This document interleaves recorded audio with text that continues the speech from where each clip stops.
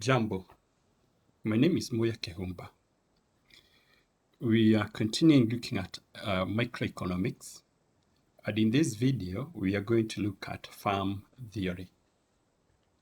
You may want to recall from our first video on Introduction to Economics, we said that the farm is one of the economic agents that we have.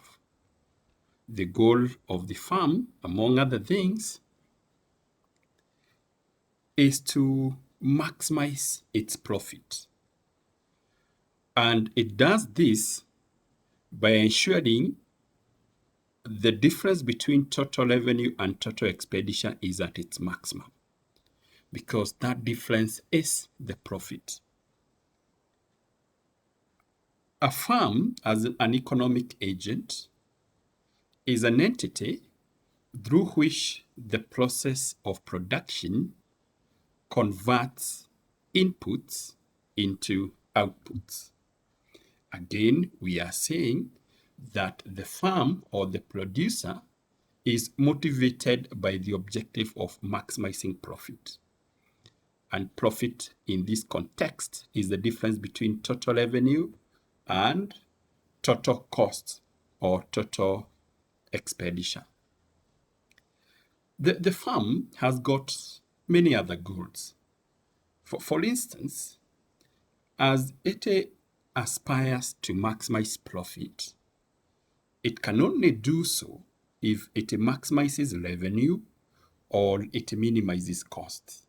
But it will never be able to do the two at the same time. And as such, you find that revenue maximization, cost minimization, as well as profit maximization are the various goals of the farm. Others would include profit share maximization. However, in its quest to maximize its profit, there are certain constraints. And some of those constraints include technological constraints, which relate inputs into outputs. And this technological constraints shows the relationship between various combinations of input that would produce a given level of output, which we assume is continuously divisible. The farm is also faced by another constraint, market constraint.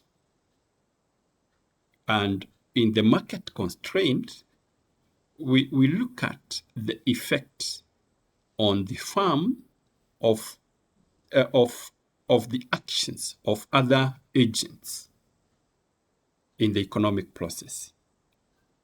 However, even though it is faced by market constraints, we assume it can do nothing.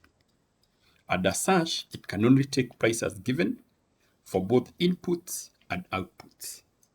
And therefore, in our study of the farm, because the market is assumed, we'll focus on the technological constraint.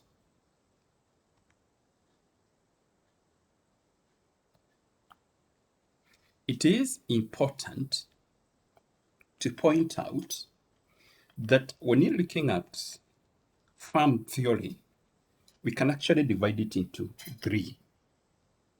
We may look at it from the point of view of output, the point of view of production. We can look at it from the point of view of revenues, and we can look at it from the point of view of costs, and as well as profits. But in this video, we'll concentrate from the perspective of production, and we shall refer to this as production function analysis. We find that in producing goods and services, we transform resources that would include factors of production and others into finished products. And these resources that we transform into finished products are known as inputs or are known as factors of production. The goods that we produce or the services that the farm produce is known as the farm's output. When you talk of production function, we are looking at how a farm combines various factors of production in order to have an output. The production function represents mathematically the various inputs that goes in the production process in order for us to have an output.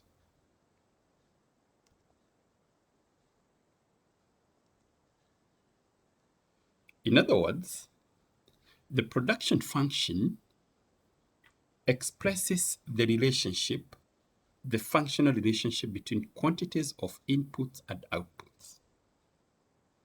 It shows the extent to which output changes with variations in the inputs into a production process over a given period of time.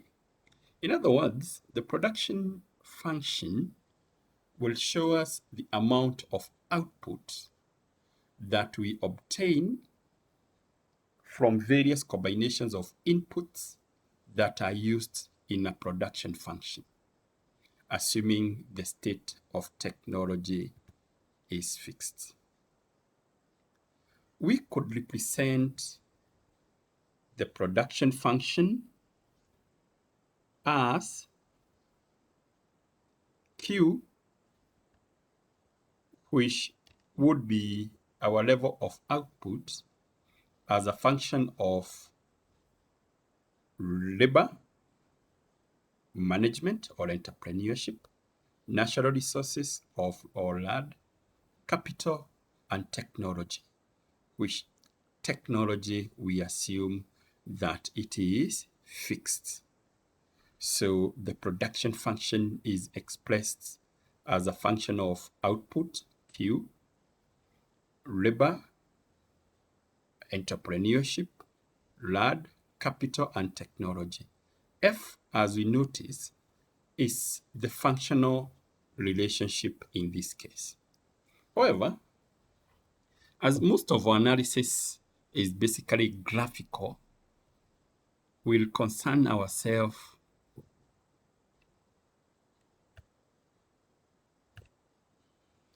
if we take a two input production function, because our analysis would be graphical, we could express our functional relationship as in this case.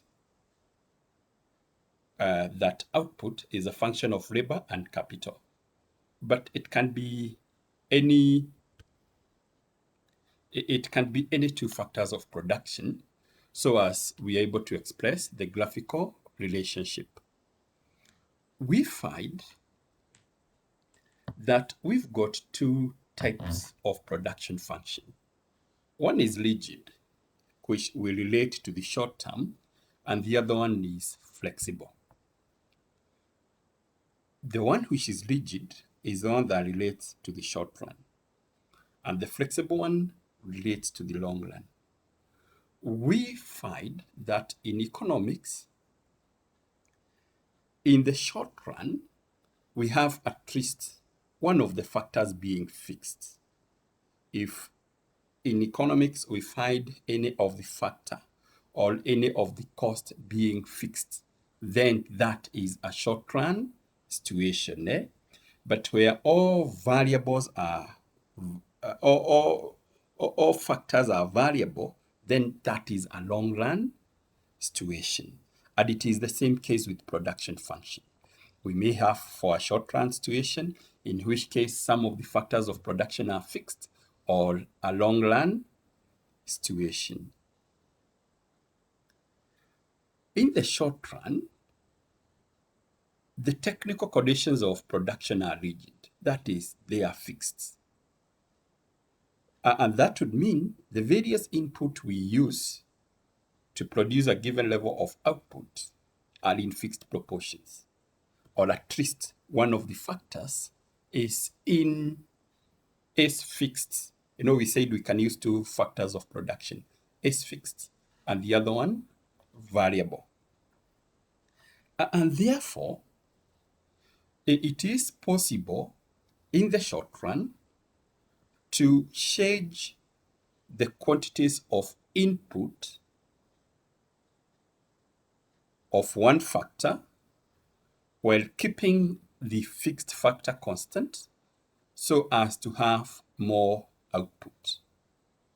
And this aspect of the production process is known as the law of variable proportions. The law of variable proportions will only apply in the short run situation. And here we are saying, in order to increase our output, we change the factor which is variable, while we keep the other fixed. However, in the long run, the firm can change all its outputs because in the long run, none of the factors of production are fixed. And in the long run, this is known as returns to scale. All right? And we shall discuss returns to scale shortly. Okay? But we shall see returns to scale could be constant, could be increasing, or could be decreasing. We shall discuss that shortly. Let's first focus on the law of variable proportions. We said the law of variable proportions relates to the short run, where we find that if we vary one of the inputs to the production process, the one which is not fixed, and we let the ones which remain fixed remain as such, the output we get will exhibit what we refer to as variable proportions. All right? And the concern of this law is the number of units of variable factor being increased when we keep the other factors constant. And basically, the law states, and I quote, when more and more units of the variable factor are used, holding quantities of a fixed factor constant, a point is reached beyond which marginal, then average product, and finally total product will diminish. We shall define marginal product, average product, and total product shortly. Sometimes this law of variable proportions is referred to as the law of non-proportional returns or the law of diminishing returns. But in most cases, we find that the law of diminishing returns is actually one phase of a more comprehensive law of variable proportions. The law of diminishing returns is just but one part of the bigger law of variable proportions. We could assume in an illustration that the fixed factor is land of 4 acres and the variable factor is labor. All right? And we could see how when we combine these two, how our output changes. Ordinarily, you'll only be given the labor, units of labor and total product, and then you're told to compute the rest. But in this case, I've computed everything for you. We've seen the number of workers. Of course, we'll only show the number of workers, and we relate it to total product because land now is fixed. If we have 0 workers, the total product will be 0. But when we have 1 worker, total product is 8. 2 workers, total product is 20, 3 workers, 36, and all the same up to 56. Then the next thing that we need, normally we are not given these two columns, is to compute average product. Average product is total product divided by unit of labor. Of course, when you've got 0 workers and 0 output, then obviously average would be 0. When we have 1 worker and total output being 8, then average would be 8 divided by 1, which is 8. Then when we have output being 20, when we have 2 workers, the average is 10. 20 divided by 2. When we have 3 workers and total output 36, the average product is 12. Again, 36 divided by 3, and so forth. And we've got the various average products. Marginal product, on the other hand, is additional to total product as we use additional units of labor. Additional to total product as we use additional units of labor.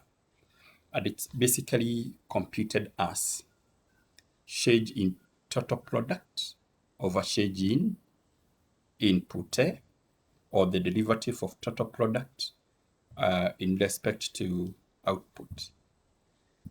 This then, of course, when you've got 0 workers, that would be 0. But when we have 1 worker and total product is 8, the change in total product is 8, which is actually 8 minus 0 divided by 1 minus 0. When we've got 2 workers and total product is 20, marginal product is 12. How do we get that? 20 minus 8 divided by 2 minus 1. When it's 36, this would be 36 minus 20 divided by 3 minus 2, and so forth. And the thing to remember here is marginal product is additional to total product as we use an additional unit of input.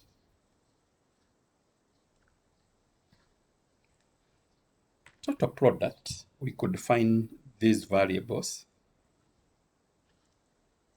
Total product is total quantity of a good being produced in a given period.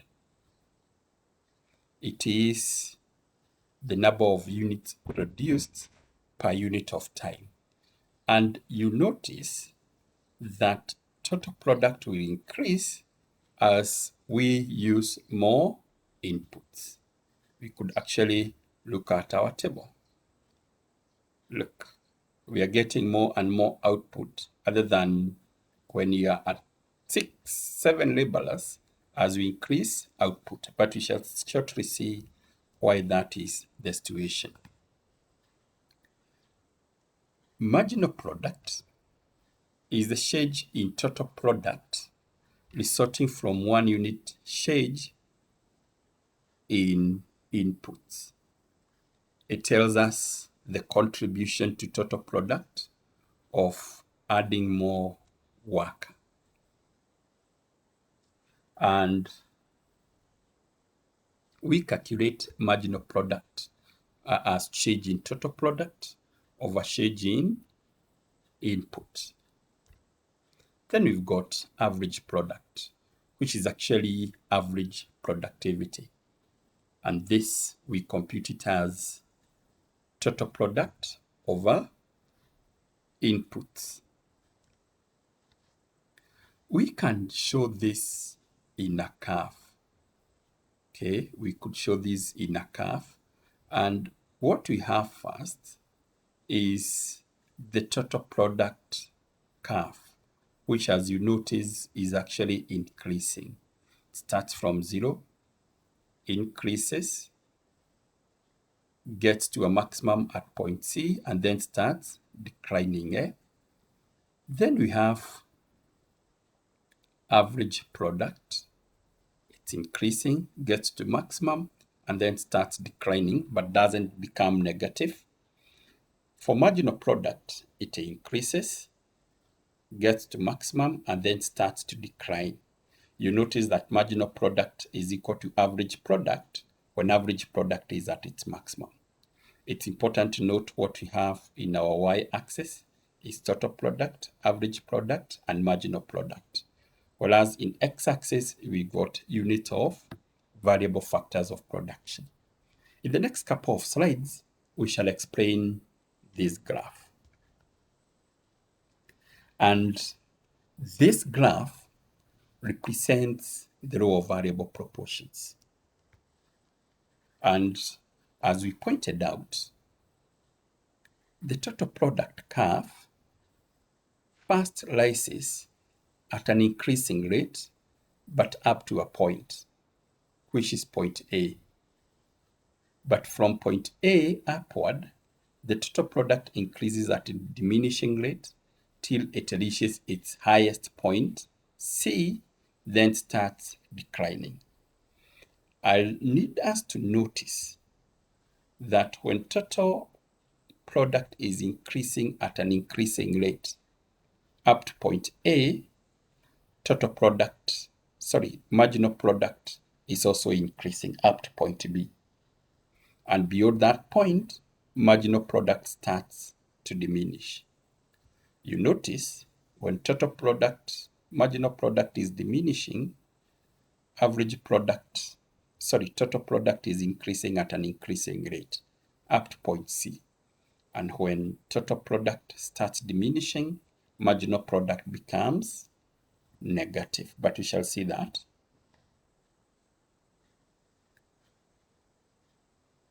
Point A, where the tangent, this line, touches total product curve is called inflection point. And it is up to this point where total product increases at an increasing rate, then beyond that at a decreasing rate. At this stage, you notice that both marginal product and average product are increasing as total product increase. Notice these two curves are increasing and one of them gets to a maximum at that point, which is point D. And this point D corresponds to the point of inflection point A.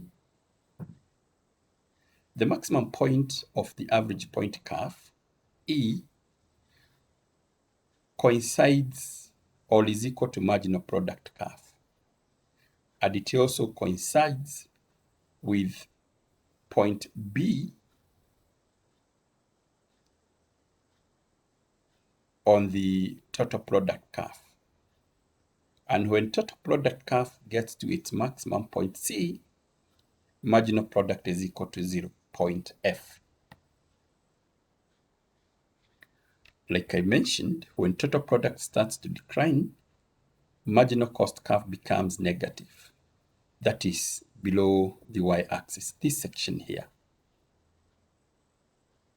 It is only when total product declines that the average product becomes 0, that is, touches the x-axis. Now, the rising, the falling, and the negative phases of the total marginal and average product are in fact 3 stages of the law of diminishing returns. We have stage 1 from this point to this dotted line. You notice stage 2 and then our stage 3. We'll discuss each of the stages separately. Stage 1, which is 0 to this point, point B, is known as increasing return stage. And we find that in this stage, average product reaches the maximum point and equals to marginal product. And if we could go back to our table,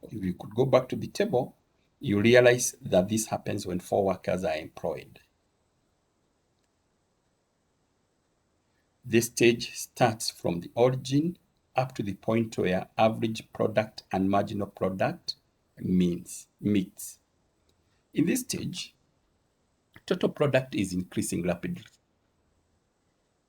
And this stage relates to increasing average returns, increasing productivity. And the reason for increasing productivity is because land is too much in relation to units of labor employed.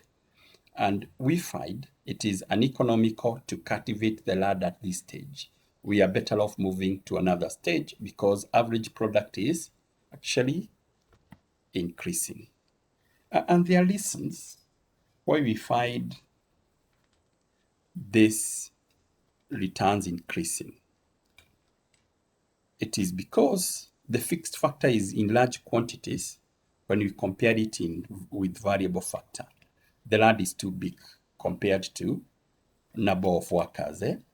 And the more workers we use, the more productive they become, and thus production increases more intensively.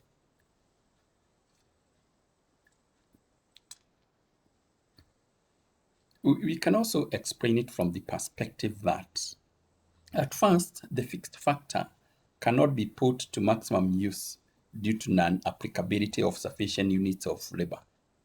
But when we add more units of labor, when we have division of labor and specialization, we tend to have increase in production, and thus the law of increasing returns operate.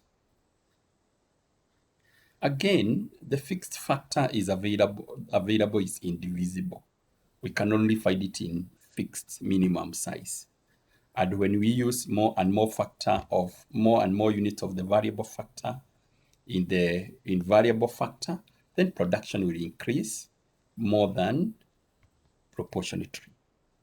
Then we'll skip stage 2 and go to stage 3. And stage 3 is the negative marginal return stage. And we find we cannot even produce here because you see, the more we produce, the more input we put, we get less and less units of production. We find that the total product starts declining. Marginal product is equally declining, and average product is declining, and marginal product becomes negative. So we really cannot produce at this stage. And this stage starts from point F, where marginal product is 0 and total product is at maximum. We find that the variable factors are too much in relation to the available land, making it absolutely impossible to cultivate it. You can actually look at this way. In the room that you are in now, if we had 1,000 workers, if we have 1,000 workers cultivating in that land, how easy will it be for them to cultivate? Okay.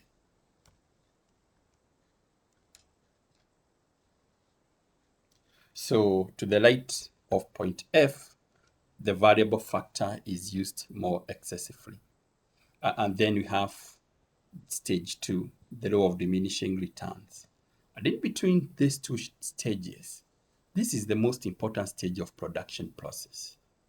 And in this stage, we find that average product is at its maximum, marginal product becomes 0, and this is the place where production should take place. We find that land is scarce and it is used more intensively. And we find that we employ more and more workers in order to have large output. Thus, the total product increases at a diminishing rate, and the average and marginal product decline. Throughout this stage, marginal product is below average product, and this is the only stage that production is feasible and profitable.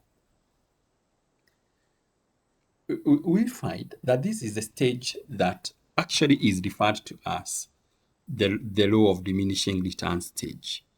And in this context, we define the law of diminishing returns, quote, as the proportion of one factor in combination of factors is increasing, after a point, the average and marginal of that factor will diminish.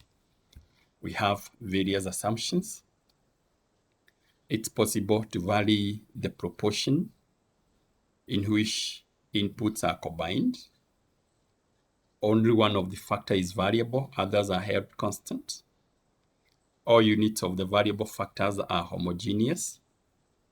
There's no change in technology. It assumes a short-run situation, and we can measure our production in physical units. Let's now turn our attention to the law of returns to scale, the long-run situation. And it describes the long-run situation where inputs are variable and we can increase them in the same proportions. And the law of returns to scale states, quote, or refers to the relationship between changes in output and proportionate change in all factors of production.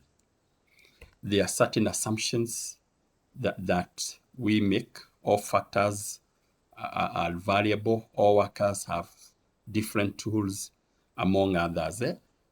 And when these assumptions are applied,